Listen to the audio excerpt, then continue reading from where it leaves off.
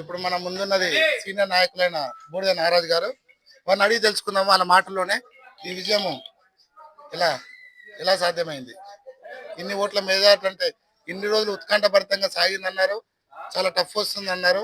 కానీ 167 అంటే చాలా మెజార్టీ అనే చెప్పొచ్చు. దీనికి గల కారణం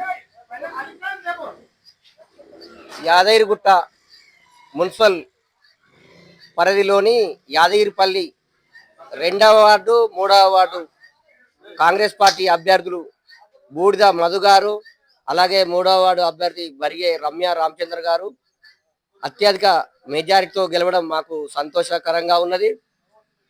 దీంతో పాటు కాంగ్రెస్ ప్రభుత్వం ప్రవేశపెట్టిన సంక్షేమ పథకాలు ప్రజలకు చేరవేశాల మా యొక్క కాంగ్రెస్ కార్యకర్తలు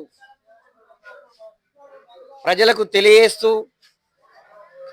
సైనికుల్లా పనిచేశారు. గత 10 రోజుల నుండి ప్రచారం ముమ్మరంగా సాగింది.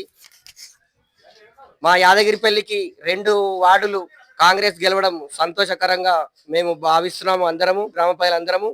మరి అలాగే ఇప్పుడు యారుటలో మనకు చైర్మన్ గానీ వైస్ చైర్మన్ గానీ యారిపల్లికి వచ్చే అవకాశాలు ఉన్నాయా? రాకపోతే మీ పార్టీకి మీరు ఏం చెప్తారు? 100% అవకాశాలు ఉన్నాయి. చైర్మన్ వచ్చే అవకాశం యాదగిరిపల్లికి ఉన్నది.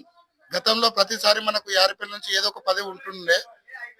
లాస్ట్ టైం కూడా మనకు వైస్ చైర్మన్ ఉంది. మరి ఈసారి మీరు మీ పార్టీకి అధిష్టానానికి ఏం చెప్పదలుచుకోరు?